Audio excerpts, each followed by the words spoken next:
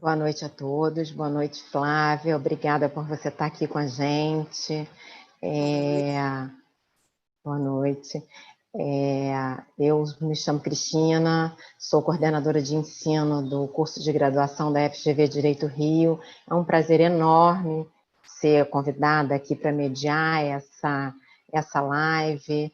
E, enfim, eu só queria reforçar que as opiniões expressas aqui representam apenas as opiniões de seus autores e não necessariamente as opiniões e posições da FGV, da instituição.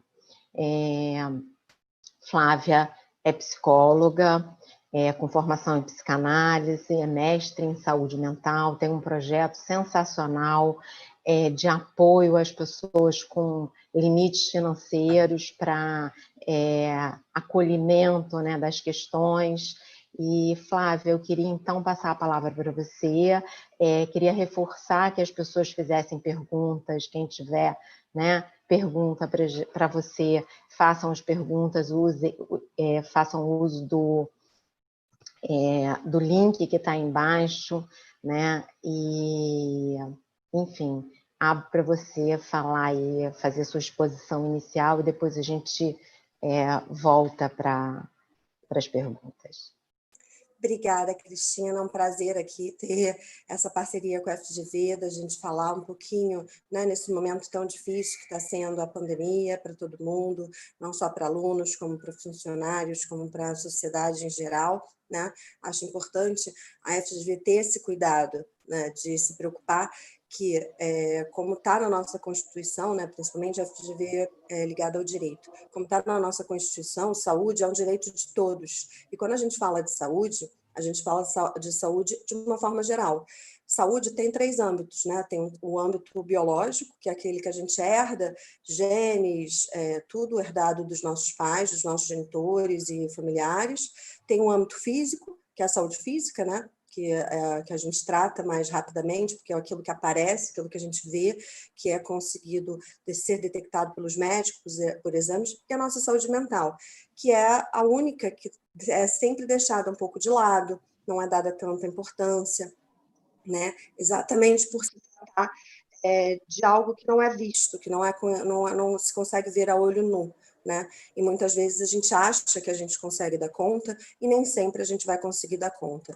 Nesse momento de pandemia, eu acho que é um momento muito exemplar do quão a gente não consegue dar conta disso sozinhos, do quanto é difícil convivermos com nós mesmos. Eu acho muito importante as pessoas entenderem que todos nós, apesar de em redes sociais parecermos que está tudo bem, está tudo ótimo, estou levando de boa essa quarentena, mas todos nós passamos por questões. Eu própria, como psicóloga, tenho questões durante a pandemia, da questão do isolamento, da questão do afastamento social e tudo, porque não sou diferente de ninguém. Sou um ser humano como outro qualquer. Então, assim como eu tenho, eu imagino que outras pessoas que, infelizmente, não têm a mesma, né, o mesmo conhecimento teórico, base clínica e tudo mais como eu tenho, outras pessoas têm outras dificuldades e acabam não procurando, né, por um atendimento. Obrigada por você ter comentado do meu projeto, que é o Terapia para Todos. Ele foi um projeto fundado, vai fazer 5 anos, agora em setembro, com o intuito, primeiro, primordial, de dar atendimento principalmente a estudantes. Por que estudantes? Porque, por ser professora universitária, ver dentro das faculdades, por trabalhar em hospitais, em tudo, eu vi durante a minha trajetória, durante a minha carreira, que o estudante é aquele que muitas vezes não tem condição, não tem possibilidades, né, de pagar uma consulta. Muitas vezes recorre a algum plano de saúde, alguma ONG, alguma clínica de SPA de faculdade, que é atendimento pelos próprios estudantes de psicologia, e muitas vezes fica 3 anos na fila de espera. Quem tem necessidade de saúde mental, quem precisa desse atendimento, não pode esperar 3 anos, precisa hoje, agora. Então, a ideia do Terapia para Todos veio exatamente para ser um facilitador para esses estudantes terem acesso à terapia de qualidade, igual outra pessoa qualquer tem, pagando sua terapia particular. No momento em que a gente deu início a esse projeto, né? A gente percebeu também, quando eu falo a gente, eu falo eu e minha equipe. Nós estamos no Rio de Janeiro, cidades próximas ao Rio, né, do interior e tal, São Paulo, cidades próximas a São Paulo, Rio Grande do Sul, Bahia, Minas Gerais e Distrito Federal e Goiânia. Então, quando a gente percebeu que não só o estudante tinha essa necessidade, mas a família também, porque não adiantava eu ajudar um ponto da pirâmide, tinha que ajudar a pirâmide inteira como um todo, né? A família toda, porque se eu resolvia o problema do estudante, auxiliava o estudante na saúde mental dele, ele voltava para uma casa onde tinha, às vezes, uma família disfuncional, um relacionamento tóxico, ou alguma coisa ligada ao trabalho e tal. Então, eu tive que abrir esse leque. Então, com o tempo, a gente abriu e tornou o Terapia para Todos algo maior, que hoje atende desde crianças com 6 anos completados, porque é onde eu entendo, dentro da teoria do desenvolvimento, da psicologia, que é quando a criança já tem cognição suficiente para entender o que é fazer uma terapia, por que ela está indo lá fazer uma terapia, até idosos, até a idade onde a pessoa ainda tem condições de fazer terapia, né? Então, nesse momento de pandemia, eu noto muito, em termos de números mesmo, o quanto isso mudou, o quanto isso cresceu, o quanto a busca por terapia, que antes era relacionada como um artigo de luxo, algo que era para poucos, ou alguma coisa ligada a doenças mentais, porque não é só doença mental, é uma questão de autoconhecimento, autocrítica, né, autocontrole, e tudo isso veio agora como um bombardeio onde as pessoas não estão aguentando ficar consigo mesmas, né? Eu digo muito, e eu acho que isso todo mundo sabe, né? Para a gente gostar de alguém, a gente primeiro tem que gostar da gente. E a mesma coisa acontece agora na pandemia. Para a gente aguentar estar com alguém, primeiro a gente tem que aguentar estar conosco, né? A gente tem que conseguir ficar sozinho e ficar sozinho bem. Óbvio que a gente não está numa pandemia onde a gente está sendo colocado para ficarmos sozinhos por vontade próprias. Ninguém está decidindo por vontade própria ficar sozinho nesse momento. A gente está sendo imposto essa questão por uma questão de saúde pública, né? Então, assim, é importante que todos nós tenhamos consciência, entendamos que não só pelo fato da gente estar tendo que fazer essa reflexão, está tendo que voltar atrás, está tendo que dar um passo atrás para poder esperar que as coisas passem, que as coisas melhorem, é importante também que nesse momento seja um momento de ressignificação, um momento que nos auxilie a pensar melhor para o futuro, né? E aí vão vir muitas outras questões que a gente vai abordar aqui hoje, com relação à tristeza, com relação à ansiedade, depressão, alguns sintomas que acabam aflorando, não só fisicamente, mas psicologicamente também falando. A questão do luto, muitas pessoas estão tendo que fazer luto nesse momento, lutos que não estão se completando, que não estão sendo fechados como se devem, porque não estão podendo ser feitos velórios e coisas do gênero, que normalmente é necessário para se fechar um ciclo, para se fechar um luto por completo. Então, como as pessoas não estão tendo essa oportunidade, isso acaba gerando algumas complicações, alguns conflitos internos na pessoa.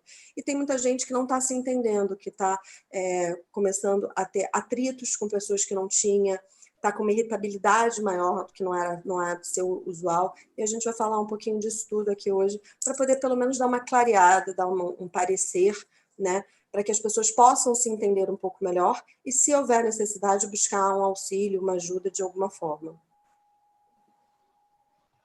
Muito bacana ouvir você falar, porque uma das grandes preocupações que a gente teve, Flávia, lá na faculdade, né, na Direito Rio, foi justamente com a saúde mental do corpo docente e do corpo discente.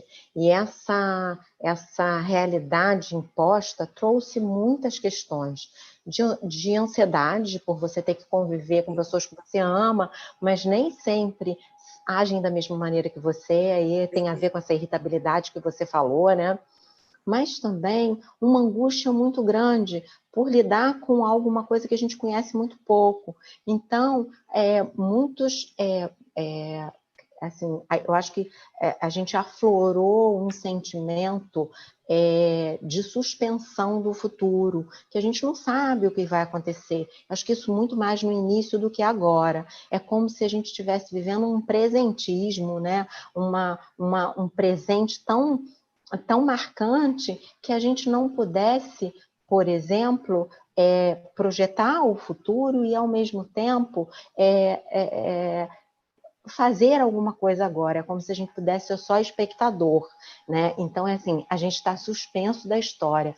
Isso traz muita angústia, né? Eu queria que você, de repente, falasse um pouquinho sobre isso, enquanto a gente aguarda as nossas questões, né? As perguntas que vão ser enviadas por meio ali do Slido. Perfeito.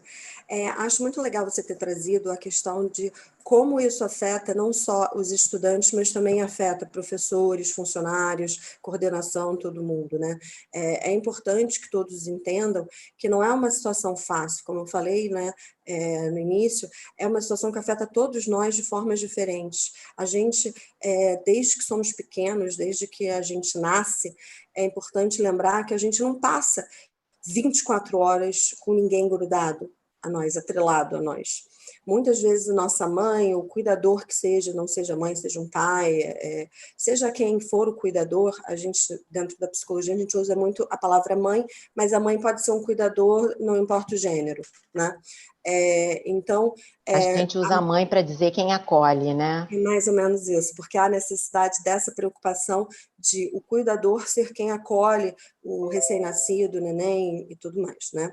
Então, assim, quando a gente fala disso, a gente tem que pensar que desde pequenos, assim que a gente sai da barriga da nossa mãe, a gente fica num berçário sozinho. A gente deita, ela nos deixa no berço, a gente fica no berço sozinho. Então, assim, a gente não fica o tempo todo grudado ali, um em cima do outro, sem ter esse espaço, sem ter esse poder respirar, poder se sentir livre. E aí, gradativamente, conforme nós vamos crescendo, né, nós vamos amadurecendo, evoluindo e tudo, o mais comum é que cada vez mais tenhamos mais espaço entre nós e nossos cuidadores, entre nós e outras pessoas. A gente entra numa creche, depois a gente entra numa escola, depois da escola entra numa faculdade, aí depois, além da faculdade, tem a parte do trabalho, porque a pessoa começa a estagiar e tal, e por aí vai, assim por diante, vai caminhando, né? Então, cada vez mais, a nossa vida vai se tornando independente daquele que inicialmente era a nossa fonte de comida, de aconchego, de solidez, de segurança, de tudo. Então, nesse momento, onde é como se a gente entendesse que a gente retornasse para esse lugar de ser infantilizado, de voltar tudo atrás, onde muitos, inclusive, não moravam com os pais, né? Já estavam morando sozinhos, já estavam morando com amigos, morando em repúblicas, morando em outros locais, alugando quartos, etc. E tal. Nesse momento, às vezes, por uma questão financeira ou por uma questão prática, né? Voltam para morar junto com essa família, voltam a morar junto com todo esse entorno. E aí começam a surgir os problemas, porque aí eu que já estou acostumada a viver sozinha, a fazer as coisas do meu jeito, se eu quiser lavar o prato hoje, eu lavo, se eu quiser deixar para lavar amanhã, eu deixo, se eu quiser deixar uma semana, eu deixo. Chego na casa do meu pai, da minha mãe ou de um parente, e aí o parente se incomoda.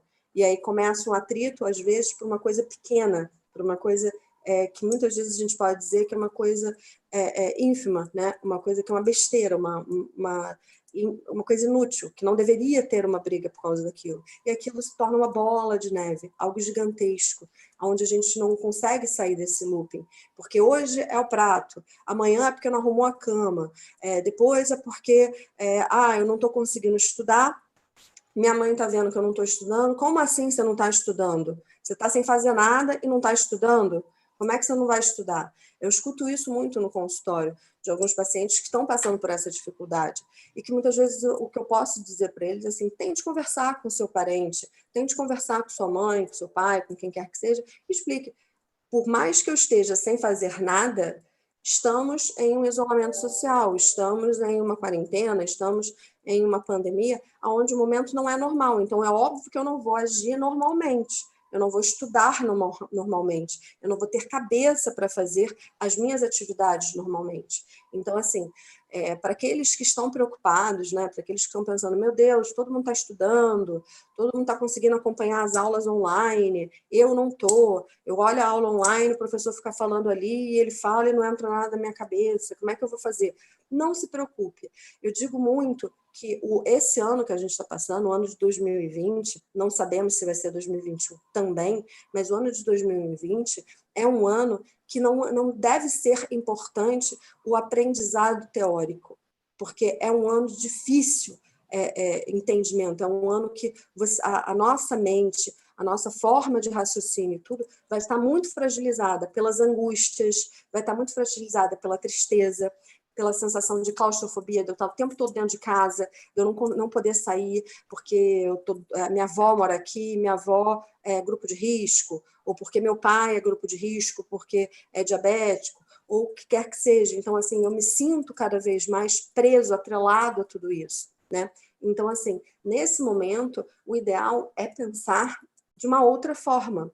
É pensar que, tipo assim, o que eu conseguir absorver, o que eu conseguir entender, o que eu conseguir tirar daquilo que o professor está me passando, que a faculdade está me disponibilizando online ou por material para ler e tal, é um lucro. Porque não é normal uma pessoa que se sente podada, que se sente sem seu livre-arbítrio liberado, que ela consiga ter possibilidades de compreender, de absorver tudo que é passado para ela.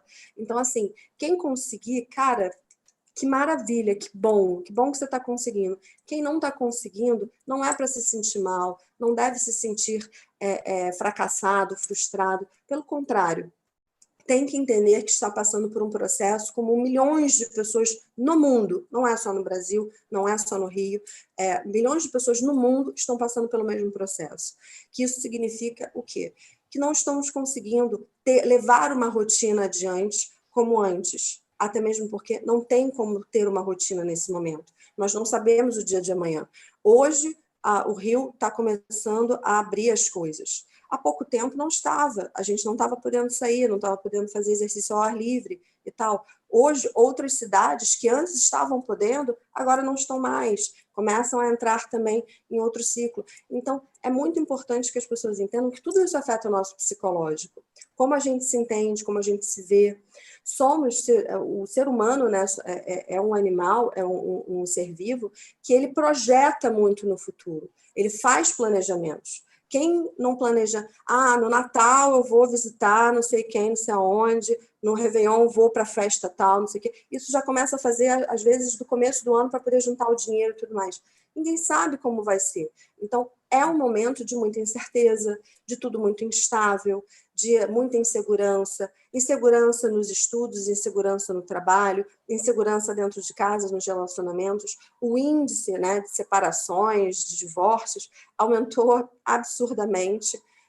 Isso mostra muito como as pessoas não sabiam com quem viviam, não tinham noção, e ao viver Ou muito... talvez, desculpa, ou Não, talvez não soubessem como conviver, é porque eu isso que acho eu que ia tem falar. uma questão muito interessante, porque o ambiente de casa é um ambiente que distrai. É lógico que a gente tem diferentes equações, né, desse estar em casa, né? Então, por exemplo, se você mora sozinho, se você mora só com o seu marido ou sua mulher, ou se você mora, né, com um filho, ou enfim, diferentes formatos, mas eu penso que grande parte, né, dos jovens que estão junto com os pais, muitas vezes o próprio estudo é visto como algo que é estar fazendo nada, e porque há necessidade de divisão de tarefas. Então, assim,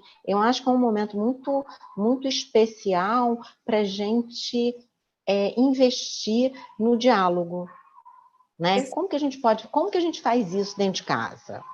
Pois é, você trouxe uma questão que eu acho importantíssima.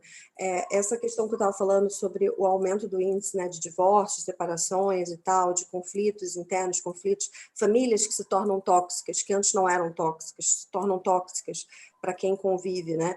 Não é um único elemento da família que vai ser atingido, todos são atingidos, né? Quem produz a toxina, quem produz o mal-estar familiar e quem é atingido, quem recebe aquele mal-estar. Porque uma hora vai ser um, outra hora vai ser outro.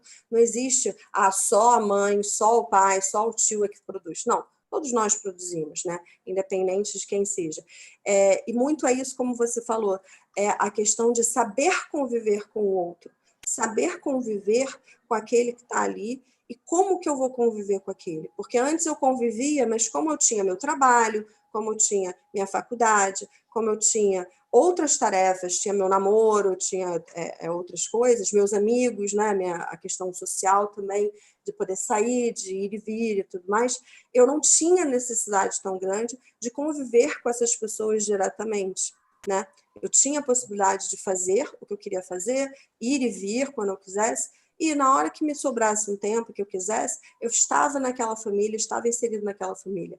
Eu vou dar um exemplo meu próprio. Eu costumava ter contatos com meus pais uma vez por semana, no almoço de domingo de família.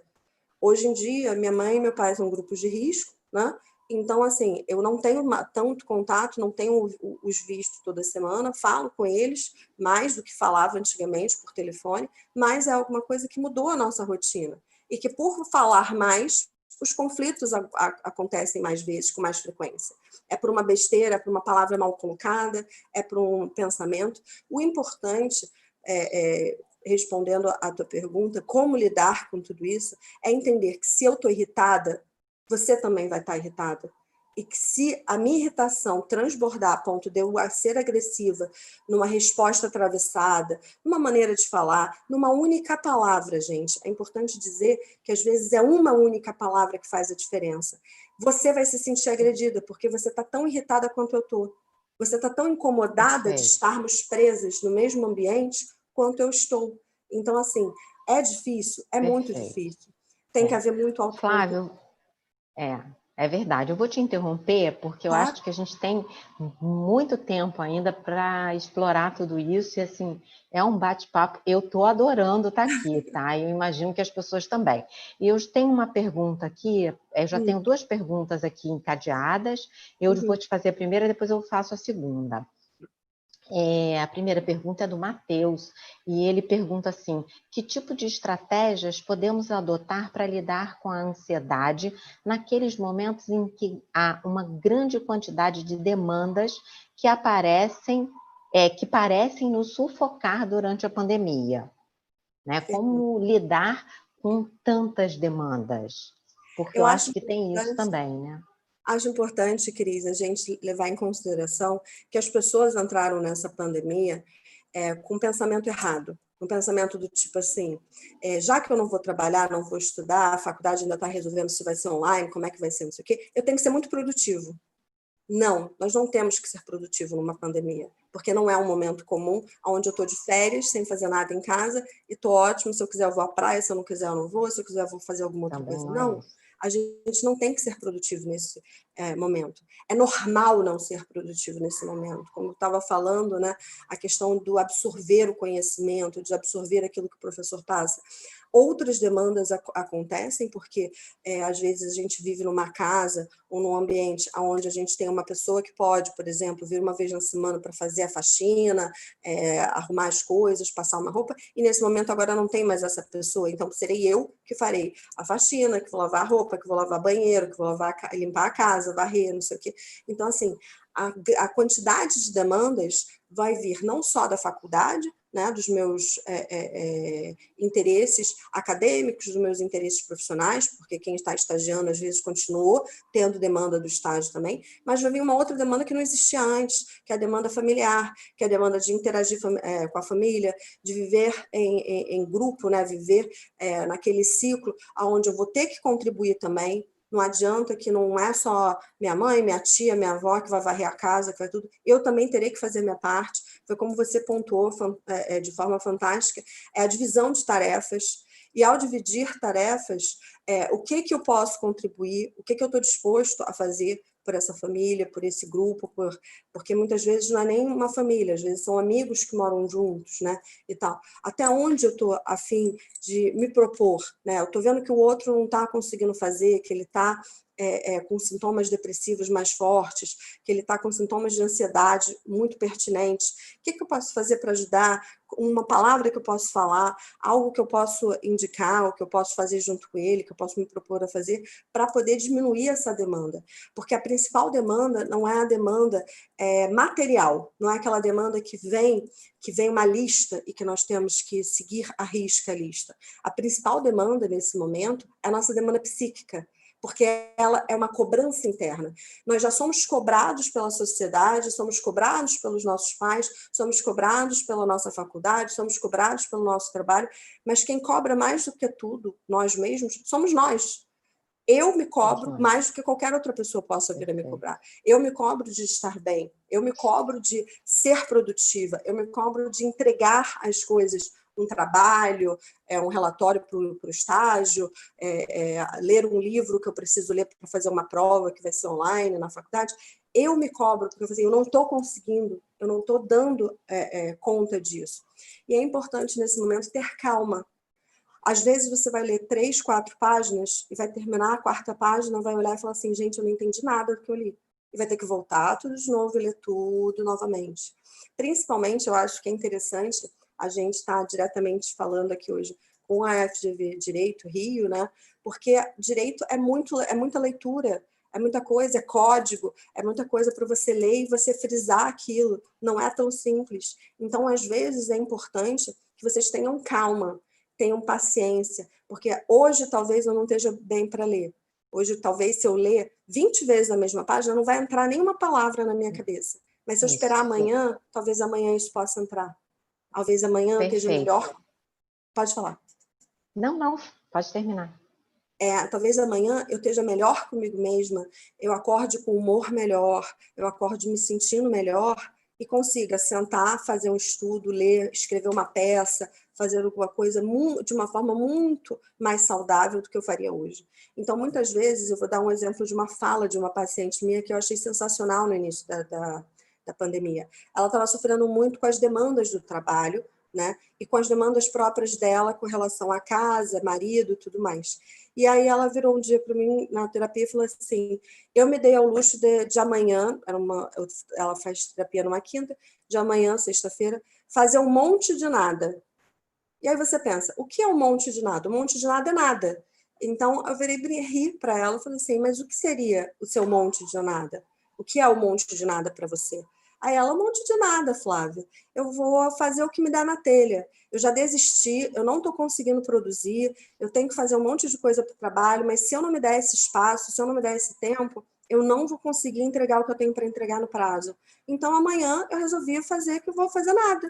Eu vou tomar banho se eu quiser, eu vou comer o que eu quiser, se eu quiser passar o dia inteiro na frente da televisão, eu vou passar, assistindo série e tal. Eu achei sensacional a saída dela, porque ela deu a oportunidade para o próprio corpo, para a própria mente dela, de se adequar ao momento que ela não estava se adequando.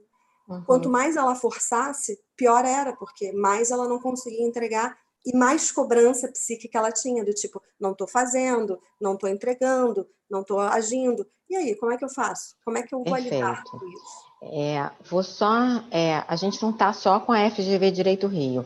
Eu sou coordenadora de ensino do curso de graduação da FGV Direito Rio, mas a gente tem pessoas de todas as escolas da FGV aqui, né? Então, e aí eu vou engatar aqui em 2 perguntas para você, que já vieram, tem várias já. Apesar de estarmos isolados, Matheus, antes disso, Matheus, espero que você tenha sentido, né, respondido. Se não, renova a sua pergunta, porque a gente acolhe aqui novamente. E agora a pergunta é da Lúcia. E ela pergunta assim, apesar de estarmos isolados, uma das saídas para se sentir fora de casa tem sido fazer ligações com amigos, né? Usar um mundo virtual. Você acredita que esse tipo de atividade pode realmente ajudar com a sensação de isolamento? A Lúcia te pergunta. Perfeito. Lúcia, respondendo a sua pergunta, não só para você, como para todos, eu indico isso muito para pacientes. Hoje em dia, existem atividades que nós podemos fazer, que antes até não existiam, que vieram por conta da pandemia. Muita coisa foi criada por conta da pandemia, né? Surgiu do dia para a noite. Que você pode convidar amigos para jogar online, jogos simples e tal. E que pode ser um momento de fazer uma atividade em conjunto, que você faria pessoalmente na casa de um amigo, tomando uma cerveja e tal, você pode fazer aquilo online. Encontros online também, né, via Zoom, via outras plataformas e tal, são interessantes. Por quê? Porque você se sente cada vez mais próximo da pessoa. Uma coisa que a pandemia trouxe, e que eu reparei muito também no discurso dos pacientes, é que as pessoas antigamente não tinham tanto tempo para ligar para as outras. Tipo, eu falo com a minha tia ou com o meu primo só no aniversário. E agora, como não tem nada para fazer, vou ligar para fulano para saber como é que fulano está. Vou ligar para ciclano para saber como é que está. E às vezes fica assim, em vez de ficar 30 minutos, que antigamente falava correndo, fica assim 2 horas no telefone, 3 horas no telefone, né? Então, assim, toda forma possível de você ter contato com seus colegas, com outras pessoas que te façam bem, que te façam se sentir um mínimo de naturalidade, um mínimo de normalidade dentro desse cotidiano que não está sendo natural nem normal, é importante para o seu psicológico, faz bem para o seu psicológico.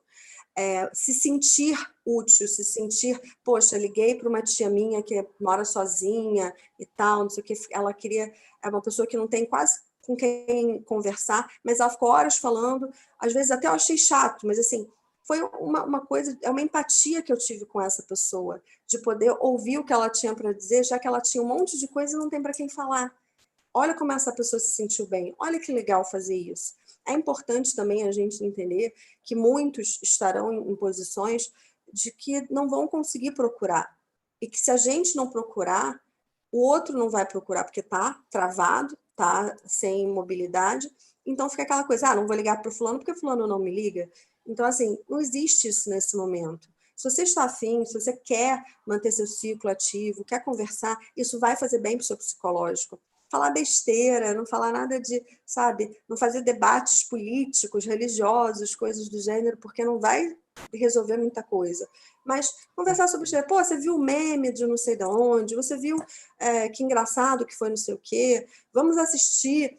Hoje em dia eu achei interessante que alguns pacientes têm me falado que tem até como você assistir uma série ou um filme junto. Você marca e a pessoa começa a assistir junto com você e o computador, o celular, fica sincronizado. Então, vocês assistem o mesmo episódio juntos. O que muitas vezes é diferente. Se eu estou na minha casa, ligo a televisão, boto um filme para passar e mando a pessoa passar. Não vai estar sincronizado, mas hoje em dia já tem essa tecnologia. Então, é a sensação subjetiva, né? De você ter uma normalidade dentro de uma situação anormal.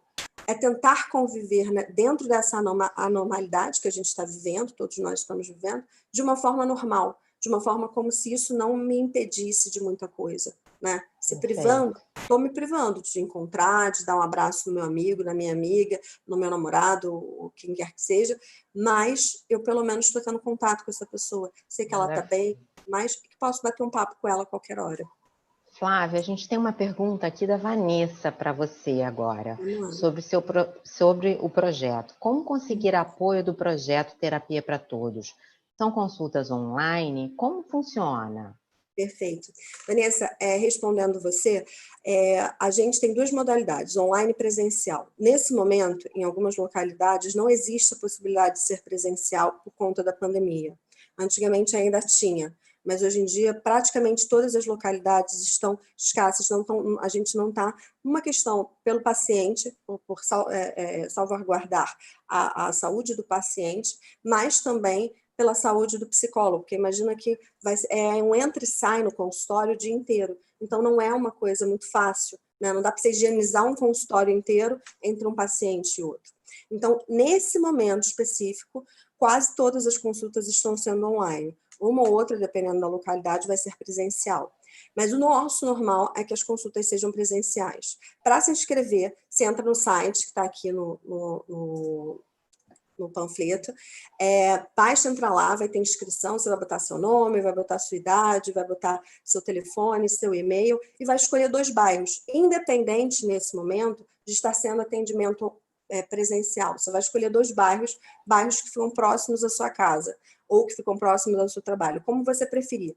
Você imagine que você está numa vida normal. Eu gostaria de fazer uma terapia perto da minha casa, ou eu gostaria de fazer uma terapia perto do meu trabalho, da minha faculdade, de alguma outra coisa. Tem gente que tem preferência de fazer perto de casa, para antes de sair de casa, ou quando chega em casa, poder ir até a terapia. E tem gente que prefere, antes de sair do trabalho, vai direto. Então, tanto faz. Escolha os bairros, que estão listados lá também, todos os bairros que têm atendimento e tal. Bote as 2 opções, porque você tem que escolher 2 opções diferentes, porque caso não tenha vaga numa, provavelmente terá vaga na outra. Então, a gente pede 2 opções para não haver problema de ter que voltar para você. Você vai fazer as 2 opções em 48 horas, contando com o sábado, né? Só o domingo e feriados aqui a gente não conta as 48 horas. Em 48 horas, um psicólogo vai ser designado para fazer o seu atendimento. Então, ele vai entrar em contato com você via WhatsApp, se apresentando, dizendo que faz parte de Terapia para Todos e tal, e que vai marcar para conversar com você pelo telefone, para aí sim marcar a sua primeira consulta. Então, você vai poder tirar todas as suas dúvidas. No site tem tudo explicado, como é que funciona, questão de valor, questão de horário e tudo mais. Imagine só que, diferente de plano de saúde, o Terapia para Todos, ele por ser um valor social, ele não limita quantidade, ele não limita tempo de terapia, então é um horário, é um tempo de terapia igual qualquer terapia particular, é de 40 a 50 minutos. Muitos planos de saúde, infelizmente, limitam a 15 minutos de terapia ou 30 no máximo, o que, infelizmente, eu sou completamente contra, porque se o paciente chega para mim, eu não vou ter nem tempo de começar a entender o que ele precisa, ele já tem que ir embora. Muitas vezes nem em 50 eu consigo, quanto mais em 30. Então, não fique preocupada com relação a isso. Se inscreva, que em 48 horas você vai ter um retorno de algum psicólogo nosso. Então, já estamos com muitas outras perguntas aqui. Vamos lá. Mas eu tenho aqui uma pergunta da Helena, e ela fala, ela quer saber o seguinte: como lidar com a cobrança externa se somos cobrados o tempo todo por produtividade no trabalho, por bom desempenho na faculdade, entre outras coisas? E assim, essa cobrança, por exemplo, é uma cobrança real, né? Eu, por exemplo, posso falar de mim. Eu trabalho hoje muito mais do que eu trabalhava quando eu ia todos os dias de 8 às 5, ainda que eu passasse do horário. Então, hoje eu cheguei aqui no meu computador, eu cheguei no trabalho, né? Logo saindo do meu quarto, depois de um café, às 6:30 da manhã, e estou até agora, né? Então, a gente também, o tempo está rendendo. Eu acho que essa pergunta da Helena é uma pergunta que merece aí um capricho. Eu acho importante, Cris, você falou uma coisa que é muito importante, que as pessoas têm que começar a prestar atenção. Trabalhar de casa, provavelmente no futuro, pós-pandemia, vai virar algo muito mais frequente, algo muito mais comum, até mesmo porque as empresas, finalmente brasileiras, porque isso já é uma prática, uma realidade muito natural na Europa, nos Estados Unidos, Canadá, porém, no Brasil não era, né? As empresas já haviam percebido, muito espertamente, de uma forma de dizer, que a pessoa que trabalha em casa, além dela trabalhar mais do que trabalha no escritório, causa menos custos, né?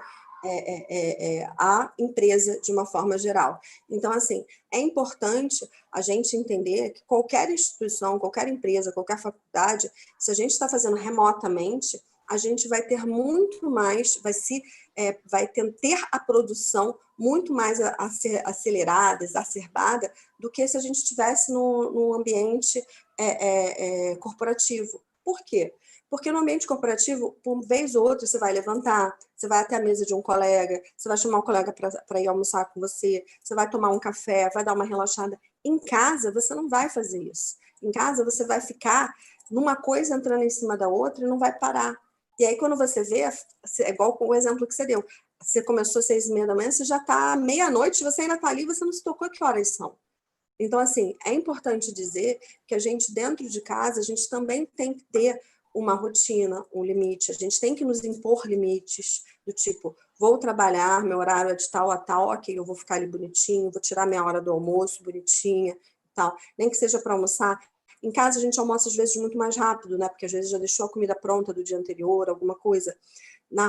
Quando a gente está Come no computador. Exatamente. Isso aí é muito típico. Tá lá fazendo, para não perder tempo, vou aqui comendo e vou digitando, vou comendo e respondendo, vou comendo e Exato. olhando um relatório, um gráfico. Você falou uma coisa muito interessante, sabe, Flávia? Porque, assim, de fato, as demandas não cessam. E eu acho que talvez seja uma oportunidade para a gente investir nos limites que a gente precisa se pôr, né? Se colocar. Perfeito. Né? E eu acho que isso é um exercício de autoconhecimento, né? Porque as demandas não cessam. E toda vez que a gente... Porque, assim, toda vez que a gente cumpre uma demanda, a gente está dizendo que a gente é capaz. Então, Perfeito. novas demandas surgem. Então, a gente é mais capaz, novas demandas. Então, assim, qual é o limite, né, da produtividade? O que eu acho importante a gente denotar é que, por exemplo, pessoas que não estão conseguindo ser tão produtivas, eu incentivo muito a usar os planners, né? Que é o ideal, inclusive, não é planner mensal, nem planner quinzenal, é o planner semanal. Essa semana, eu vou organizar todas as minhas tarefas, tudo que eu quero organizar para a semana que vem. O ideal é que nunca façamos, pelo menos nesse momento de quarentena, gente, é importante frisar que a gente está falando de um momento específico. Para a rotina, quando a gente já puder sair, já tiver uma normalidade maior, as coisas podem ser readaptadas. Neste momento, o ideal é que o que eu planejei para fazer numa semana não seja igual o que eu vou fazer na outra. Então, por exemplo, se eu vou ter aula, tudo bem, as aulas vão ser sempre nos mesmos dias, mas você pode mudar a sua forma de estudo. Você pode hoje estudar uma coisa, apesar de ter tido aula de outra, e amanhã estudar que você teve aula ontem, e por aí vai. É ter nesse planner, pelo menos por dia, 3 a 4 tarefas obrigatórias que você vai cumprir. Já me perguntaram, mas Flávia, essas tarefas podem ser acordar 8 horas da manhã, porque eu não estou conseguindo acordar 8 horas da manhã, estou dormindo tarde e acordando tarde. Sim, qualquer tarefa que você não esteja conseguindo completar, que você não esteja no momento onde você está conseguindo, pode virar uma tarefa para o seu planner, pode virar uma tarefa obrigatória, dentro dessas 4 que eu sugeri para fazer diárias. Eu quero começar a acordar 8 horas da manhã, então, na segunda-feira que vem, a minha primeira tarefa será conseguir acordar às 8 horas. Será conseguir assistir a aula desde o início, a partir de 7h30, 8 horas, seja o horário que for da sua aula, mas eu quero estar já com o computador ligado, banho tomado, sentadinha, bonitinha e tal, não sei o quê. Por quê? Gente, é importante que a gente entenda que para que as coisas funcionem, a gente tem que fazer um esforço. Não adianta eu acordar e de pijama sentar aqui para dar live para vocês, para dar esse workshop. Por quê? Porque o meu corpo não vai entender que eu estou trabalhando.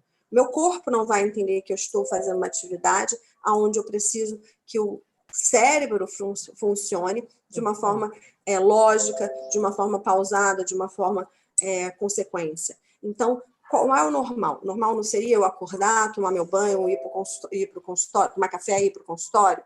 Então, eu vou fazer a mesma coisa. Posso até acordar um pouco mais tarde, já que eu não vou sair de casa. Ótimo, porque eu vou ter uns minutos a mais. Quem não quer ficar uns minutos a mais na cama? Então, eu vou acordar um pouquinho mais tarde, vou tomar meu banho, tomar meu café, me arrumar, me maquiar, tudo igual. A diferença, não vou botar sapato para não sujar a casa, mas vou sentar na frente do computador e vou começar a trabalhar, vou começar a estudar, vou começar a fazer a vida andar. Então, assim, quando eu falo do planner, né, dando um exemplo com relação a essa produtividade exacerbada e acelerada que estamos nesse momento, é exatamente para isso, para que a gente não sobrecarregue um dia e no outro não tenha quase nada, ou que a gente não consiga dividir de uma forma racional o que eu tenho para fazer naquela semana. Se eu tenho mais ou menos todas as tarefas que eu quero fazer, então essa semana eu vou ter que estudar isso, isso e isso. Então eu vou botar um dia isso, aí vou pular um dia, outro dia eu vou estudar isso, no outro dia eu vou fazer aquilo, vou pular mais um dia, aí eu estudo mais um pouquinho. E óbvio que se chegou no dia não conseguiu estudar aquilo que você se programou, não é para entrar em colapso. Só o fato de você tentar, Você ficar ali meia hora, que você separou 40 minutos para ficar estudando aquilo, você ficou 40 minutos tentando e não conseguiu, você já completou a tarefa. Por quê? Porque você tentou. E isso é um ponto a nós, para o nosso psíquico entender. Eu não consegui, mas eu tentei. O tentar é o que a gente está em busca. Não é o executar com excelência e conseguir completar a tarefa. É o tentar. Porque no minuto em que a gente não se frustra, a gente deixa para o dia seguinte, e talvez no dia seguinte a gente fala, pô, ontem eu não consegui, mas talvez se eu tentar hoje eu consiga, porque hoje eu estou melhor e tal. Vamos ver e tal. E às vezes a pessoa vai e consegue produzir muito mais do que produziu no dia anterior. Produz 3 vezes mais. Então, criar limites, fazer um planner onde eu tenho tudo organizado, um raciocínio lógico de como vou me portar durante aquela semana, quais são os privilégios, assim, tudo que eu tenho que privilegiar, né? O que vai estar em primeiro lugar para eu fazer a cada dia, o que vai estar em segundo lugar a cada dia e tudo mais, é importante também para uma faxina mental. Eu digo muito que nesse momento a gente precisa manter o armário arrumado. Eu falo muito para os meus pacientes, quem faz terapia comigo já sabe muito dessa frase, que eu digo, quer ver se a sua cabeça está arrumada? Você abre o seu armário e dá uma olhada nele. Aí, outro dia, eu recebi uma mensagem de uma paciente falando assim, Flávia, eu estou desesperada. Eu falei assim, por quê?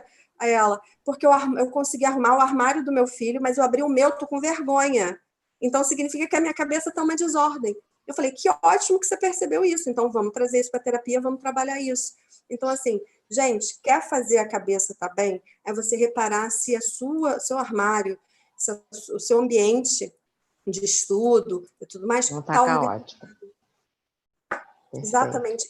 Isso, inclusive, é uma faxina mental que a gente faz. Você tirar um dia para organizar tudo, para no dia seguinte começar a estudar, é a melhor coisa que você pode fazer. Porque você começa a estudar já num ambiente limpo, num ambiente tranquilo, num ambiente organizado. E não adianta fazer isso de uma forma onde eu vou me sentir incomodada por tudo isso. Eu vou me sentir num lugar onde não me cabe. Então, se você quer ser mais produtivo, pense primeiro que o local, o ambiente e a sua mente, principalmente, tem que estar organizado. Da mesma forma que a gente limpa a casa, a gente tem que limpar a nossa mente também. Perfeito. Temos aqui novas perguntas, muitas. E tem a quinta pergunta para uma pessoa que não se identificou. Qual é o maior desafio destes dias de pandemia na visão de vocês? Então, está perguntando para mim também, eu vou responder antes de você muito brevemente. O maior desafio que a gente tem é a proteção com o outro, porque quando você coloca a sua vida em risco, ok, quer dizer, ok não, isso é péssimo, mas é uma responsabilidade sua. Colocar do outro já não é mais só uma responsabilidade, é um crime também. Então, eu penso que o maior desafio é proteger o outro. Tá aí contigo, Flávia. Eu achei excelente você falar isso, Cris, porque eu acho assim, as pessoas, pelo que eu tenho percebido, né, quando eu olho pela janela, principalmente, né, e vejo na rua, as pessoas estão muito preocupadas consigo mesmas e elas não estão preocupadas com os outros. Por trabalhar em hospital, eu acho importante dizer, gente, o quanto é difícil, o quanto o pessoal da área da saúde está adoecendo, não digo adoecendo pegando Covid, não, adoecendo mentalmente. Mentalmente. Do estresse de trabalho, por conta da quantidade de trabalho que está sendo. Horas e horas. Normal seria um plantão de 24, 48 horas. Tem pessoas que estão fazendo muito mais do que isso. E o corpo precisa de descanso.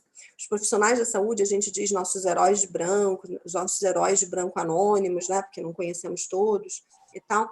Mas a gente, às vezes, não entende que o fato da gente se proteger, a gente está aliviando o trabalho de uma pessoa dessa, de um médico, do enfermeiro, de um técnico de enfermagem, de uma auxiliar de limpeza de um hospital. Então, assim, é importante que a gente tenha consciência de que ao executar, ao fazer aquilo que me foi pedido, que me foi proposto pela sociedade, que é eu preservar a minha saúde, eu não estou só me ajudando, eu estou ajudando muitas outras pessoas. Eu estou fazendo com que uma única atitude minha ela se prolifere em muitas outras. Eu estou ajudando alguém que eu nunca nem talvez conheça, que vive em outro país, que vive em outra realidade. Então, assim, é importante a gente ter essa consciência. É importante, nesse momento, a gente se conscientizar que a segurança faz toda a diferença. Eu, inclusive, separei aqui algumas palavras, né, que eu escuto muito. Eu fiz como se fosse uma média no consultório de palavras que eu escuto praticamente, ou em todas as sessões. Parece que é repetido o discurso dos pacientes, chega a ser engraçado às vezes, porque parece que eu estou ouvindo o mesmo discurso, mas de pessoas diferentes. Então, eu comecei a fazer, eu falei assim, gente, isso aí é alguma coisa importante para depois ser falado, porque as pessoas repetem as mesmas frases, repetem as mesmas questões, as mesmas palavras e tal, exatamente porque estão se sentindo da mesma forma, estão dividindo nesse momento os mesmos anseios, as mesmas angústias, as mesmas tristezas, e não estão sabendo lidar com isso. Então, eu fiz uma listinha, que é bem rápida, que eu acho que pode ajudar muito vocês, principalmente por conta da pergunta. Eu vou falar a palavra que eu ouvi no consultório e vou sugerir, porque eu só posso sugerir, né? Eu acho que todo mundo sabe que psicólogo não aconselha, psicólogo não manda, psicólogo não fala o que tem que fazer. Psicólogo sugere, psicólogo mostra uma outra forma de ver e tal, e cabe a nós decidirmos se vamos seguir aquilo, se vamos mudar, se faz sentido para a gente ou não. Então, eu vou falar a palavra que eu escutei e, em seguida, eu vou falar uma palavra que seria importante a gente substituir a palavra que a gente disse por essa outra palavra, tá? Escutei muito a palavra isolado. Porque eu estou isolado, porque está todo mundo isolado, porque eu estou sozinho, porque eu me sinto isolado do mundo. Por que não a gente pode trocar a palavra isolado por estou me sentindo protegido? Eu não estou isolado, gente. Eu estou protegido. Eu estou me sentindo tranquilo, seguro, eu estou bem. Então, não estou isolado. O pensamento de você pensar que você está isolado é um pensamento negativo. Se a gente troca esse pensamento por um pensamento que eu estou me sentindo protegido, olha a diferença que isso faz. Por isso que lá atrás eu falei para vocês, uma palavra muda tudo. Tudo. A nossa forma de pensar, a nossa forma de se comunicar, a nossa forma de interagir com quem, inclusive, está vivendo junto com a gente. Outra palavra que eu escuto demais, confinado. Porque nesse confinamento, porque eu me sinto confinado dentro da minha própria família, porque eu não tenho espaço dentro de casa, porque, você vê, eu vim fazer a sessão com você aqui no play do prédio, com risco de sair e tal, não sei o que, eu tô de máscara, eu tô de tudo, porque dentro da minha casa eu tô confinado, eu tô preso, eu tô isso. Vamos trocar a palavra confinado por duas palavrinhas, eu estou salvando vidas. Ao me confinar, ao me isolar, eu estou salvando vidas. Então, eu não estou confinado, eu estou salvando vidas. Olha que pensamento bom, pensamento positivo a gente pode ter ao trocar uma palavra que me colocaria para baixo, me colocaria mal, me colocaria angustiado por me sentir confinado. Pensar, não, eu não estou confinado, eu estou salvando vidas. O que eu estou fazendo está me custando caro, está sendo difícil, está sendo dolorido, mas eu estou salvando vidas. No fundo, eu também sou um herói. Né? É uma outra forma da gente perceber isso. Uma expressão que eu uso muito, porque é o fim do mundo, é o fim dos tempos, porque nada vai voltar a ser igual, e não sei o quê. Vamos trocar essa expressão, fim dos tempos, fim do mundo, nada vai ser igual, por olha um mundo novo que está se mostrando para mim. Olha o mundo novo que vem por aí. Como é que vai ser esse mundo novo? Será que as coisas que estão acontecendo agora durante a pandemia vão se manter? As pessoas vão continuar trabalhando de casa? As pessoas vão voltar a trabalhar nos escritórios? Vão continuar indo às aulas? As aulas vão continuar online? Não vão continuar? Vão ser mais online do que eram? E tal. Olha esse novo mundo que está surgindo. Então, não pensar em finitude, e sim num novo recomeço, numa coisa nova que está vindo, e tudo que é novo dá medo. Tudo que é novo, a gente tem um certo anseio de chegar perto, porque tememos o que é novo. É importante a gente entender que o novo pode ser um novo bom, pode ser um novo que vem para mostrar que tudo poderia ser diferente, que a gente que não estava fazendo diferente. Porque Pode ser uma vida mais solidária, né? Perfeito. Eu acho importante a gente pensar que, de alguma forma, né, a gente pode dizer que a gente está vivendo uma terceira que dessa vez é contra a população do mundo, né? É a raça humana contra um vírus. Antigamente, as outras duas grandes guerras, né, a primeira e a segunda, eram nações contra nações, eram brigas, né? Eram guerras treladas entre interesses políticos, interesses econômicos, outros tipos de interesse. E agora é a raça humana contra um vírus, contra uma coisa que para nós é imível, é um negócio mínimo e que nos faz tão mal. Então, é pensar que esse novo mundo está se abrindo. Todas as grandes guerras, quando terminaram, teve uma mudança radical no mundo, né? Podemos dar o exemplo com a Revolução Industrial, onde mulheres não trabalhavam, passam a trabalhar após a guerra, porque durante a guerra seus maridos estavam nos campos de batalha e elas passam a trabalhar. Mulheres passam a usar calça, mulher passa a votar. Quantas coisas não aconteceram que evoluíram a sociedade, evoluíram o nosso mundo depois das guerras. Então, isso não vai ser muito diferente agora. Então, esse novo mundo dá medo, mas é algo que vai chegar e que a gente tem que pensar positivo. Tenho Lindo escutado isso, a palavra Flávia. tragédia. Fale, pode falar. Lindo isso. Eu tenho escutado muito a palavra tragédia. Porque é uma tragédia, porque por muitos motivos eu escuto essa palavra. Não que não seja uma tragédia, gente. Não que saber que nós estamos, né, no nosso país, que tudo bem, não pode ser comparado com um país europeu, porque o nosso país tem um tamanho continental. Acho que todos nós entendemos que não dá para comparar uma coisa com a outra, né? Mas que no nosso país a gente já está cerca de 75 mil mortos, né? E que isso realmente é uma tragédia. Flávia travou. Oi? Eu vou ler aqui mais uma pergunta. Você deu uma travada. Ai, desculpa, onde parou? Que eu repito, não tem problema. Sobre a tragédia que você estava dizendo. Pois é, a tragédia, se a gente pensar em termos de número, vão ser 75 mil, né? E realmente esse número é trágico, é um número, é uma tragédia. Mas é importante pensar, gente, que tragédia não é uma palavra boa para a gente ter em mente nesse momento. Que tal a gente trocar a palavra tragédia por mudança? É um momento de mudança, é um momento de recomeço, é um momento de inovação, da gente tentar se adaptar ao novo, né? Pensar um pouco na teoria de Darwin, né? Quem se adapta consegue manter a longevidade, então pensar um pouco nisso também, que é um momento de mudança e que a gente tem que se adaptar, a gente tem que se transformar para viver nesse novo mundo que está se apresentando para todos nós aí. A palavra também que eu escutei muito, problema, porque isso é um problema, porque meu trabalho é um problema, porque minha família é um problema, e problema. Gente, se a gente se mantém batendo na mesma tecla de palavras como essa, que são palavras negativas, isso vira uma coisa constante na nossa mente, e isso passa a se tornar uma realidade. Tanto que Freud fala muito, né, que é muito importante a gente repetir e elaborar.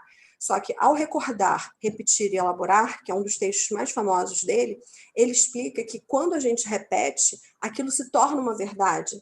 E, ao se tornar uma verdade, a gente vai ter que elaborar aquilo para poder expelir, para poder botar para fora.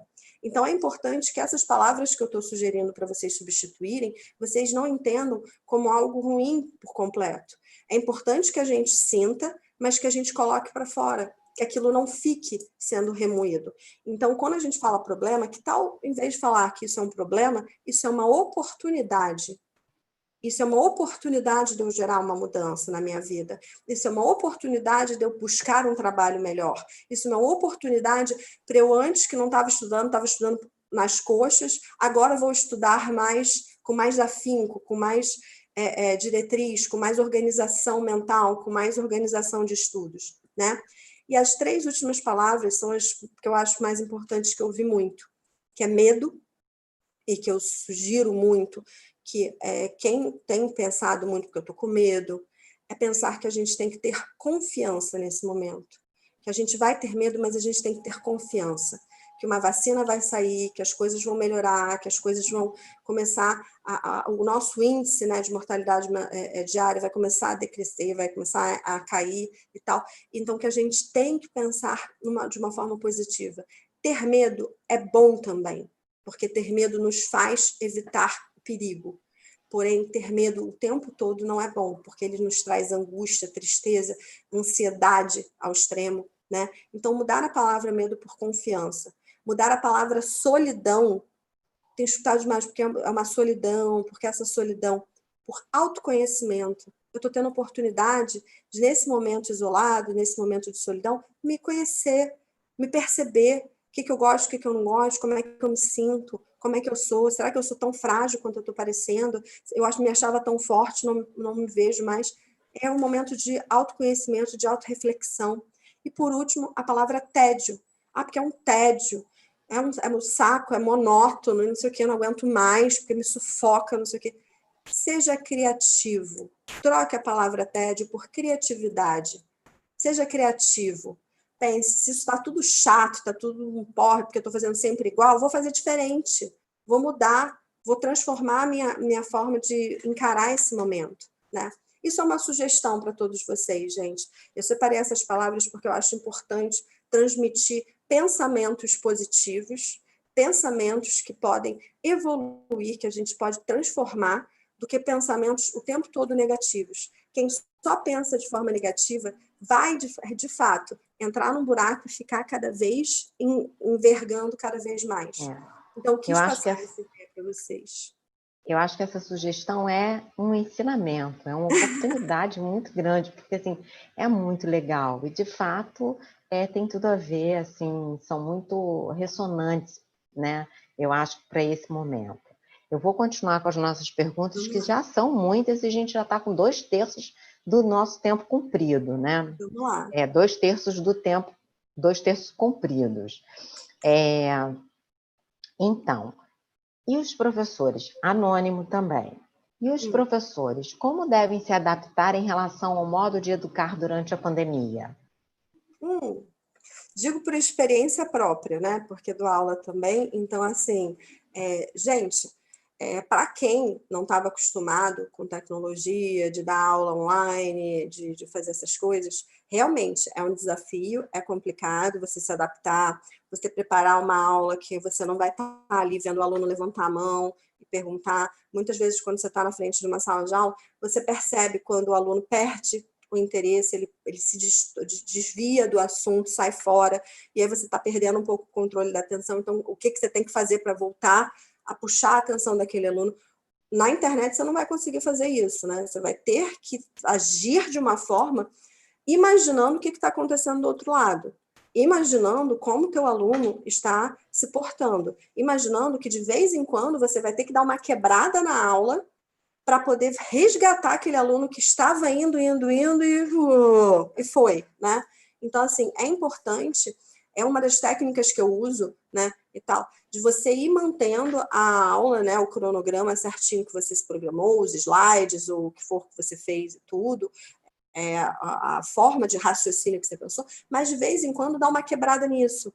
Pedir interação, pedir que algum aluno exponha alguma coisa, quem quiser dar um exemplo de alguma coisa, tentar fazer com que, por mais que seja pela internet, que haja uma integração sua, professor, com aquela plateia que está te ouvindo, né? Então, dar exemplos vivenciais, fazer uma piada, separar coisas aonde você consiga. Eu gosto muito, a minha forma de agir nesse momento, eu boto muito charge, muito desenho, quadrinho, alguma coisa em slide que eu apresento, porque isso chama a atenção do aluno. O aluno, às vezes, está vendo o slide lá com um monte de coisa escrita, está sem paciência para ler. Aí tá aqui, eu tô aqui falando e o aluno tá lá, olhando para o outro lado. De repente aparece um desenho na tela. Aí ele fala, ué, o que isso tem a ver com o que ela estava falando? Aí para ler o desenho, porque é do Charlie Brown, porque é do Snoopy, ou porque é de algum outro desenho engraçadinho e tal, não sei o que. Aí para olhar para ler. Aí eu vou explicar por que aquilo tem a ver. O que aquilo tá me remetendo com o assunto que eu estou trazendo. Então, tentar usar desses artifícios que nós educadores temos para poder, assim, eu não posso ficar pensando que se eles não estiverem prestando atenção, eu já dei minha aula, pronto, acabou. Não. Acabou. Lavo minhas mãos. Exatamente. Eu tenho que, de vez em quando, me manter atenta, tipo assim, a cada 30 minutos da aula, eu jogo alguma piada, eu jogo alguma coisa para suavizar aquilo e o aluno voltar para mim. E o aluno se voltar a atenção para mim de novo. Então, assim, é uma dica que eu dou, é como eu atuo, como eu trabalho, mas eu acho que existem várias outras opções que a gente pode trocar com colegas, é você perguntar para um colega, como é que você está fazendo para a tua aula estar melhor? Você acha que os alunos estão prestando atenção? Você acha que os alunos estão gostando? É fazer enquete, gente, eu tenho um trabalho para passar, vocês gostariam de fazer assim ou assado? Vocês acham melhor nesse momento? Vocês não estão podendo se encontrar, vão ter que fazer online. Como é que vocês preferem? Ou vocês preferem responder um questionário? Ou vocês preferem fazer não sei o quê? É buscar, chamar para junto o aluno, porque o aluno vai te responder, até mesmo porque ele está em prol de algo que ele vai querer o bem para ele, né? Ele vai querer o melhor para ele. Então, assim, a dica que eu posso dar nesse momento é essa. Eu penso também que é um momento da gente se disponibilizar afetivamente. Eu acho que a afetividade é um elemento sensacional. Eu digo aqui para a audiência, né, que eu acabei de conhecer a Flávia, mas eu já estou me sentindo assim, melhor amiga de infância, porque você é acolhedora, você é uma pessoa que realmente acolhe. E sem saber, você acertou meu nome, porque assim, tá lá Cristina Nassif Alves, escritinho como você está me lendo, né, o meu nome, assim como eu leio o seu, e você me chamou de Cris, que na verdade é como eu me nomeio. Às vezes até eu tenho que tomar conta quando eu vou escrever, estou fazendo um e-mail formal, eu já termino, abraço Cris, né? E meu nome formalmente não é Cris. Então, eu acho que isso é muito legal, e isso é uma coisa que o professor e a professora também captam na sala de aula, Perfeito. né? Que é essa disposição para você se jogar no outro e deixar o outro se jogar em você, né? Então, muito bacana mesmo. Eu acho importante, Cris, dizer que, tipo assim, o professor, ele tem na mão artefatos, né, inúmeros, né, possibilidades inúmeras da gente resolver essa questão da distância, por estarmos trabalhando com a internet, né, com a questão do distanciamento, que tem alguns limitadores, tem alguns dificultadores, mas também tem algumas coisas que facilitam e que vão resolver muitas questões com relação aos alunos, né? Talvez uma maior interação, aluno que às vezes eu falo muito, não quer fazer a pergunta na frente dos outros, pode me chamar em off, pode me chamar depois, não quero falar, olha, estou com uma dificuldade tal, professora, eu não estou conseguindo estudar, não estou conseguindo entender, o que eu faço? E só conversando a gente chega num ponto em comum. Então, assim, o que foi o que você falou, é se tornar o mais acolhedor possível, é se tornar o mais próximo daquela pessoa, mesmo distante. É um próximo distante, né? É um próximo perto. É verdade, é um próximo perto. Perfeito. Você é perfeita nas suas colocações. Posso avançar? E Pode? assim, todas as pessoas que fizeram perguntas, a gente ainda tem tempo, não muito, mas a gente ainda tem tempo. Se quiserem renovar suas perguntas, ainda podem. Chegamos a quase 120 dias de pandemia. Quais os maiores riscos mentais e emocionais ocasionados por esse período? Perfeito. Agora a gente vai entrar numa parte, gente, que eu já imaginei que ia surgir alguma pergunta dessa, mas eu estava preparada para falar. Eu acho importante dizer que no momento que a gente está vivendo, a gente vive num século onde as doenças mentais desse século são o maior fator que atrapalha e que dá problema para as pessoas. Não é à toa que a depressão é considerada a doença deste século, né? Porém, infelizmente, a depressão também está sendo muito banalizada. Qualquer mínima tristeza que eu tenha, eu digo que eu estou em depressão. A gente pode ter sintomas depressivos, o que não é ter a doença depressão.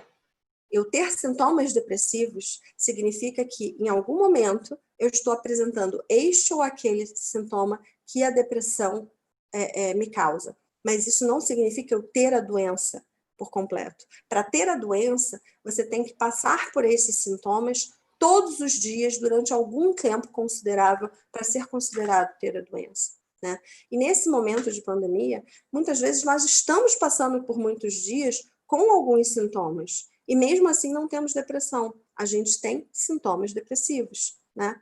É importante dizer e diferenciar que tristeza e depressão, o primeiro fator que separa um do outro é o seguinte: se alguém está triste e você pergunta para esse alguém, por que você está triste? A pessoa vai te responder um motivo, ela vai te dar a justificativa exata do porquê da tristeza dela, do porquê dela estar se sentindo daquela forma. Ela sabe nomear o motivo, ela sabe nomear a razão, Ela vai te dar a justificativa tintim por tintim. Quando a gente está no momento que a gente está com depressão, você vai perguntar para essa pessoa, por que você está triste? Por que você está isolado? Por que você está assim, né, para baixo e tal? A pessoa não vai saber te responder. Porque a depressão, ela não tem uma causa, uma justificativa. Ela é um vazio que a gente não sabe denominar, que a gente não sabe nomear. É alguma coisa completamente diferente do resto. É uma coisa que você não vai falar que eu estou em depressão porque meu tio faleceu de Covid. Eu não estou em depressão porque eu estou trancado dentro de casa e não estou podendo praticar meu esporte, ou não estou podendo ir para minha aula, ver meus amigos, tomar um chopp. Eu não estou em depressão por causa disso. Isso é tristeza. Isso são sintomas depressivos ligados à tristeza. Depressão é, por que você está se sentindo assim? Não sei.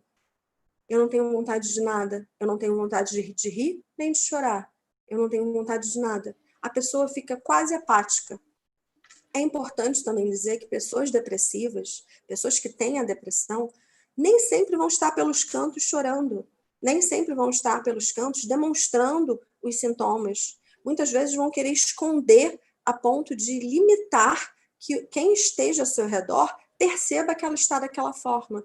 Então é importante, muito importante, inclusive, que a gente perceba aquilo que aquela pessoa está fazendo, que ela está rindo demais, fazendo piada. É de fato como ela está se sentindo ou por dentro ela está despedaçada? Então, Flávia, você parou de novo e eu vou ler aqui uma pergunta. O que você acha da meditativa para manter a saúde mental? Eu já ia fazer outra pergunta aqui enquanto você deu uma paralisada. E eu penso, Flávia, né, que a gente pode complementar. A frustração não é a depressão não é uma consequência da frustração, né? A depressão é algo que nos paralisa. É uma diferença muito grande, né? Então, eu acho perfeita essa fala de banalizar a depressão, tudo é depressão. Não, frustração é um não, e nem sempre a gente está preparado para lidar com esse não. Eu não sei se você quer continuar falando sobre isso, mas como a gente está a 15 minutos do nosso tempo, eu vou te falar, vou fazer aqui uma pergunta. Tenho visto muitos colegas ficando frustrados e se sentindo mal por não conseguirem vaga de estágio ou nem mesmo entrevistas, apesar de ter certeza de que são pessoas competentes. Estamos passando por um momento difícil e fico preocupada de estarem se culpando por não conseguirem ser contratados. Gostaria de saber se você pode dar alguma dica para essas pessoas. Sim. Depois nós temos mais 3 perguntas e eu vou fazer as 3 juntas. Quem faz essa pergunta é a Fernanda. Olha, Fernanda, eu acho importante a gente pensar que nesse momento não estão tendo muitas vagas. Pessoas que tinham carreiras sólidas estão desamparadas, perderam seus empregos. Então, a questão do estágio, ela entra junto com a dessas pessoas. É difícil encarar isso. Importante dizer que mesmo se a gente estivesse no momento normal, no momento onde não houvesse a pandemia, o não perante entrevistas é mais comum do que o sim. A gente vai receber mais nãos do que sims. Digo por experiência própria, pelo meu passado, e ainda mais pelo presente. É importante que as pessoas entendam que quando a gente se aplica para uma entrevista de estágio, é mais comum você ouvir o não, é mais certo você ouvir o não do que o sim. O sim, quando acontecer, vai ser para o estágio que você foi, que aconteceu de dar certo com o teu perfil, com a tua apresentação, com aquela questão que o estágio está precisando e tudo mais. Então, é importante entender que quando a gente se coloca em busca de emprego, entrevista de estágio, entrevista de emprego, a gente vai receber mais nãos do que sims. É muito mais comum ouvir um não. Então, que a gente não pode se frustrar. Eu vou ouvir 10 nãos para ouvir um sim. Eu vou ouvir 20 nãos para ouvir um sim. E isso não pode ser um fator motivador de frustração, um fator motivador de algo que vai me depreciar. Ah, mas eu sou uma aluna ótima, eu sou super estudiosa, não estou conseguindo. Por que eu não estou conseguindo? primeiro, talvez não esteja conseguindo pelo momento que estamos vivendo, porque é um momento onde não está sendo fácil, não tem emprego para quem está formado, imagina para quem não está ainda e que está procurando estágio. Segundo, não estou conseguindo por quê? Será que eu estou me apresentando direito? Será que porque eu recebi o não na entrevista anterior, eu não me dei uma batida, e na hora que fui me apresentar nessa entrevista, já estou com uma moral um pouco mais baixa, e transmitir, porque tudo é transmitido pela voz, pela postura, pela confiança que a gente transmite numa entrevista. Será que o não que eu recebi me fez pesar isso agora, nessa nova entrevista que eu participei? Será que isso faz a diferença? Será que eu não estou me botando, fizeram a pergunta, eu fiquei meio sem saber o que responder, eu estava respondendo assim, como eu vi que eu estava recebendo um monte de não, mudei minha resposta, mudei minha forma de responder, agora continuo recebendo não. Tente reavaliar, tente buscar uma nova maneira. Eu acho engraçado você ter feito essa pergunta, né, Fernanda, porque principalmente eu tenho uma trajetória de RH durante muitos anos do início da minha carreira. Então, muito tempo eu dei aconselhamento. Hoje em dia, ainda no consultório, quem me conhece, a minha trajetória, tem paciente que pergunta, você pode olhar meu currículo? Você pode me ajudar com isso? Você pode me ajudar com assado e tal, não sei o quê? E eu normalmente auxilio, explicando como é que deve ser. A gente não pode perder a confiança, porque a confiança é transmitida, seja numa entrevista presencial, seja numa entrevista online. Então, você tem que ser confiante de que você é bom, sim, que você consegue, sim, que você está preparado, que aquela pessoa vai gostar de você. Mas por que você é bom para a nossa empresa? Uma pergunta bem básica que pergunta, por que a nossa empresa deveria contratar você? Né? E tal. Porque eu sou bom, porque eu me esforço, porque eu sou um bom aluno, porque isso, porque aquilo. Então, você já tem que ter um arsenal de respostas onde você sabe o valor que você tem como mão de obra. Então, assim, não deixar que os nãos interfiram nisso, que a frustração de ouvir um não interfira na sua confiança. Porque, às vezes, você é um aluno excelente, só não está tendo oportunidade. E a oportunidade, muitas vezes, não é por conta de você não ser bom, mas por conta de não haver espaço suficiente para contratar todo mundo. Quantas vezes eu entrevistei pessoas durante a minha carreira, queria contratar todo mundo se eu pudesse, mas eu não podia, eu só tinha uma vaga para dar. Então, assim, você tem que fazer a seleção. E não é porque aquela pessoa não é boa, é simplesmente porque havia alguém mais bem preparado ou que se apresentou, se vendeu melhor para mim. Né? Então, pensar nisso. Como eu vou me vender bem? Desculpa. Nada. Então, eu queria falar para você que a gente tem mais 10 minutos e a gente ainda tem 3 perguntas pendentes aqui. Eu vou ler as 3 e você faz um resumão aí. Perfeito. Né? Então, a Marina pergunta o seguinte, o que você acha da meditação? É uma boa alternativa para manter a saúde mental? O Magno te pergunta, estou trabalhando home office, tendo que cuidar de uma filha adolescente e um bebê de 2 meses. Como lidar com várias informações ao mesmo tempo? Né? As multitarefas.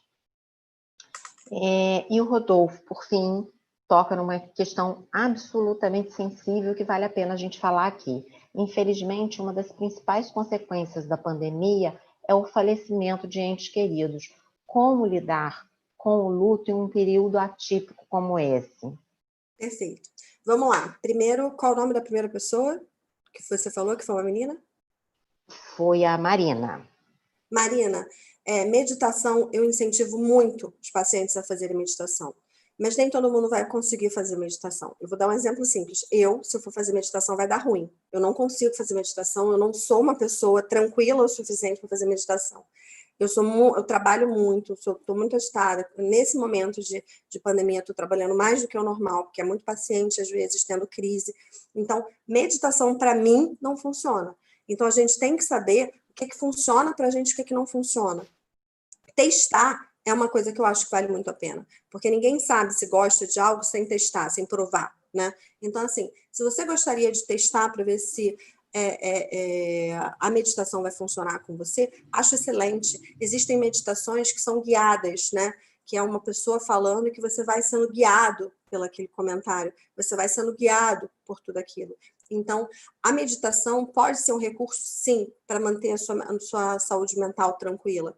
Eu, inclusive, incentivo para muitos pacientes que têm algum tipo de ansiedade, algum tipo de transtorno de ansiedade, fazerem meditação, porque a meditação ela tem resultados excelentes para quem tem transtorno de ansiedade. Acho que respondi a tua pergunta, mas também tem outras coisas, tem exemplos de exercícios de respiração, que não são meditação, que você pode buscar também na internet, que eu também recomendo para pacientes que têm transtorno de ansiedade, que são tão bons quanto a meditação. Então, assim, busca aquilo que te faz bem. Às vezes, apenas ouvir uma música, ver um filme, vai fazer bem para você, vai te trazer a tranquilidade que você precisa, tá? Tentar evitar, de forma geral, assistir jornal ou qualquer noticiário na parte da noite. Por quê? Porque isso vai acelerar a sua ansiedade. O ideal é assistir ou na parte da manhã ou na parte da tarde. Escolher um único horário do dia para ficar a par das notícias. E tentar evitar redes sociais onde só mostra coisas tóxicas, coisas onde eu vou ver todo mundo produzindo pra caramba e eu não estou me sentindo produtiva. Então, tentar aliviar sua mente, tentar bloquear essas coisas que já estão lhe fazendo mal. Isso é um auxílio muito grande para a saúde mental de uma forma geral, tá? A pergunta do outro sobre... Do Magno. Sobre as várias informações, cuidar de bebê, trabalhar, cuidar de filho e adolescente. Magno, você está vivendo uma situação que muitas mulheres vivem durante a vida toda, que é ter que dar conta de filho, ter que dar conta de estudo, ter que dar conta de trabalho, e é uma questão multitarefa que muitas vezes atrapalha a nossa forma de pensar, a nossa forma de agir, porque a gente não pensa na gente. A gente está sempre pensando no que a gente está devendo fazer. Eu estou devendo levar meu filho no médico, estou devendo ajeitar, dar banho no meu filho para ele tomar banho, eu estou devendo estudar não sei o quê porque eu não tive tempo. Fica sempre como se a gente estivesse devendo. A gente nunca consegue finalizar aquilo. Então, assim, eu dei o exemplo de que muitas mulheres vivem isso o tempo todo, porque isso é uma questão que não está sendo, desse momento, está sendo uma questão que eu escuto dentro do consultório. Se são 23 anos de carreira, há 23 anos eu escuto isso, que a pessoa vem trazendo isso o tempo todo, né? Então, assim, o que eu posso te falar é o que eu falo para a maioria dos pacientes, é tentar fazer com que você tenha, dentro dessas multitarefas, um tempo, que seja 10 minutos, para você parar, organizar sua mente para voltar a fazer o que você tiver que fazer. Por quê? Esses 10 minutinhos que você tirar para você, para respirar, fechar os olhos, respirar profundamente 10 vezes e tal, tomar um copo d'água, vai fazer toda a diferença. Porque a cabeça vai ser como se ela desse uma resetada e volta a funcionar novamente. Então, assim, pense dessa forma. Pense que se você der esse tempinho para você, em algum momento do dia, ou em vários mini momentos do dia, você vai conseguir seguir adiante. É muito difícil? É um desafio, mas a vida hoje em dia é multitarefa, para homens e mulheres. A vida hoje em dia requer que sejamos seres humanos multitarefa, que a gente faça 1000 coisas ao mesmo tempo. E nesse momento de pandemia, onde você deu um ótimo exemplo, estou trabalhando de casa, é o momento de desafio maior de todos, é esse. É você conseguir trabalhar, dar conta do filho, dar conta da casa, fazer tudo ao mesmo tempo e ainda dar conta de si, que é o mais difícil de tudo, porque sempre é o último da lista. Então não deixe de dar conta de você, porque se você cair, se você não estiver bem, o resto todo cai junto com você. Então, assim, tira esses 10 minutinhos de vez em quando. Isso vai ser muito bom. E para o último, que eu esqueci o nome... Rodolfo, super me solidarizo com a sua situação, porque eu, inclusive, perdi 2 parentes durante a pandemia. E é um luto muito complicado, como eu falei no começo. É um luto onde a gente não consegue ter o normal, né? A Kübler-Ross é uma grande escritora que fala sobre luto, né? É uma psicóloga muito famosa, exatamente, Elizabeth Kübler-Ross. Ela fala sobre 5 estágios do luto, né? Que é a negação, a raiva, a barganha ou negociação, a depressão e a aceitação. E para que esses 5 estágios aconteçam, a gente tem que passar por velório. Por que o velório existe? O velório existe por um motivo, para a gente ter um momento de se despedir, para a gente ter um momento de aceitar que aquela pessoa não está mais conosco, que a gente não vai ter mais aquela pessoa no nosso dia a dia. E essa questão não está mais acontecendo. Por quê? Porque, infelizmente, por conta do vírus, os velórios, a questão dos enterros, estão acontecendo de uma forma muito avassaladora.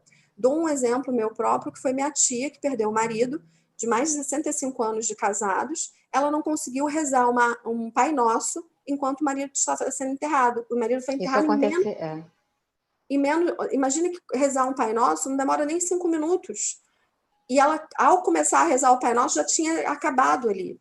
Então, assim, o quanto isso não inferiu dentro dela, o quanto eu não poder ter ido ao velório, poder estar lá com ela, abraçada, um beijo, mostrar meu sentimento, me solidarizar, ela só pôde levar 3 pessoas junto com ela, porque é número limitado. Então, assim, são coisas são coisas desse momento e que vão ter que ser trabalhadas. Me preocupa muito como que isso vai reverberar daqui a algum tempo depois da pandemia, porque agora eu já sei como está sendo lidar com os pacientes nesse momento onde as coisas estão acontecendo. Só que quando um ciclo não fecha, ou a gente vai ter que estagnar ele, ou a gente vai ter que dar o jeito dele fechar e passar adiante. Eu acho importante dar um exemplo aqui da Lucinha, a mãe do Cazuza, que tem um ciclo que nunca se fechou, que foi a perda de um filho. Perder um filho digamos assim, não é o natural da vida. O natural é o filho enterrar a mãe e não a mãe enterrar o filho. Ela fala que todos os dias ela acorda, toma banho, toma café, chora e sai para trabalhar. Então, ao chorar, ela bota toda a questão dela do luto que não foi fechado nesse momento. Eu acredito que no pós-pandemia, durante esse período, teremos muitas pessoas que não conseguirão fechar o luto. Como a Lucinha não fechou do Cazuza, como outras pessoas não conseguirão fechar. Mas a gente tem que saber, e é o que ela fala numa entrevista que eu achei sensacional, que ela aprendeu a conviver com esse luto. Ela aprendeu que esse luto faria parte da vida dela a partir dali em diante. E que ela tem um momento dela de chorar, de sofrer, de sentir a falta, mas que isso não para a vida dela, que ela continua trabalhando, continua seguindo adiante. Então, talvez uma das formas que a gente vai ter que lidar e vai ter que aprender com a pandemia é que vão ter alguns ciclos que não vão se fechar e que a gente vai ter que aprender como seguir com eles diariamente, fazendo com que eles virem parte da nossa rotina, mas que eles não interfiram nela, o que é muito difícil, mas que é necessário. A gente tem que entender que isso é necessário. Então, assim, estou explicando tudo isso para você entender que é muito difícil, nem todo mundo vai conseguir, nem todo mundo vai ter a capacidade de fechar ciclos. Então, alguns vão ter que estagnar esse ciclo. E ao estagnar, é aprender a como que eu vou conviver com essa dor. Como que eu vou conviver com essa perda? Essa perda que eu não consegui finalizar meu processo de luto com relação a ela. Então, assim, o que eu posso te indicar é que talvez se você aconteceu isso com você ou com alguém da sua família ou com algum colega seu que você ficou sabendo e a pessoa está passando por esse momento difícil, buscar uma terapia temporária. Às vezes é importante, nesse período, buscar uma terapia temporária para que a pessoa consiga, dentro da terapia, elaborar tudo isso, trabalhar tudo isso. E depois seguir a vida adiante. Não significa que a pessoa vai ficar pro resto da vida em terapia, mas depois ela talvez traga outras questões e tudo mais. Tá bom? Perfeito. Espero ter respondido todo mundo da melhor maneira. Quero agradecer imensamente, assim, sem palavras, pela Cris, que foi uma, nossa, uma Flávia, olha, você foi perfeita. E acho que essa pergunta final do Rodolfo, acho que assim tem muitas famílias que não conseguiram não chegar perto dos seus entes queridos. Então, assim, eu acho que esse fundo aí, né, do seu projeto de terapia para todos, isso precisa mesmo ser divulgado. Eu acho que nesse momento as pessoas precisam de amparo, de acolhimento. Eu quero agradecer muitíssimo, primeiro por terem me convidado para estar aqui com você, porque eu aprendi muito, sensacional, você foi fantástica. Mas quando a gente começou a conversar, eu falei um pouco dessa suspensão do futuro. Então, eu vou finalizar com uma imagem. O último bloco histórico assim, que a gente teve foi a virada, né, da modernidade. E a modernidade traz muitas ruínas. Tem uma análise do Walter Benjamin de um quadro do Paul Klee, que é uma das teses, né, para ele construir a concepção de história dele, e que é o Ângelos Novos. Então, é um anjo que está de braços abertos, com os seus olhos voltados para o passado, e ele está vendo ali todas aquelas ruínas, só que uma tempestade chamada progresso o conduz na direção do futuro, sem que ele possa fechar as asas e reconstruir, né, o presente, né, para projetar esse futuro, porque ele está de olhos fechados, voltados para o futuro. Então, eu estou sensibilizada com tudo que você falou, você é realmente uma pessoa muito bacana, e aí eu penso assim, né, o quanto a gente precisa olhar para esse presente para reconstruir um futuro melhor, um futuro em que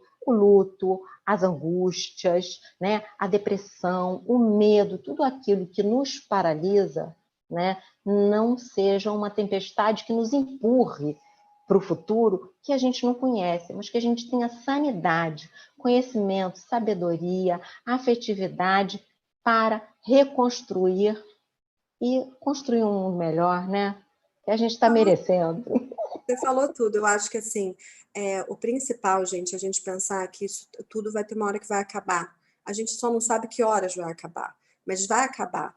E quando acabar, o mundo que vai surgir disso tudo é exatamente como a Cris falou. Vai ser um mundo novo, vai ser uma transformação. A gente vai virar igual uma larva que vira uma borboleta. Esse mundo está indo nessa borboleta. Se é para melhor ou para pior, vai depender do que a gente faz hoje. Perfeito, perfeito. Isso eu levo muito para tudo. Eu acho importante só deixar esse último pensamento. A gente só é o que a gente quer ser. A gente tem que se permitir mudar se a gente realmente quiser mudar. Não é mudar pelo outro, não é mudar pela situação, é mudar se a gente acha que aquilo faz sentido para a nossa essência. E a terapia, normalmente, ela busca mostrar isso para a gente. E às vezes é difícil encarar que a gente só muda se a gente quiser, e se ao mudar faz sentido mudar para a gente. Tá? Faço um convite a todos para conhecerem Terapia para Todos, mesmo para quem não quiser fazer terapia, para quem não achar que precisa, alguma coisa, mas para conhecer, porque às vezes você não pode, talvez, não querer, mas você pode conhecer alguém que precisa de um acolhimento profissional, alguém que precisa de alguma ajuda, e a gente está ali para isso, tá? Quero deixar um enorme beijo para todo mundo da FGV. Eu também. Para todas essas pessoas que estão aí com a gente, né? Exatamente. Pela parceria, por tudo. E se precisarem de mim para uma outra conversa, outro bate-papo, sabem que podem contar comigo. Estou à disposição. Você também, Cris. Perfeito, obrigada. Agora a gente fica aqui um pouquinho e a gente encerra aqui. Muito obrigada por todos e todas que estiverem aqui com a gente, que estiveram, né? Beijos. Beijos.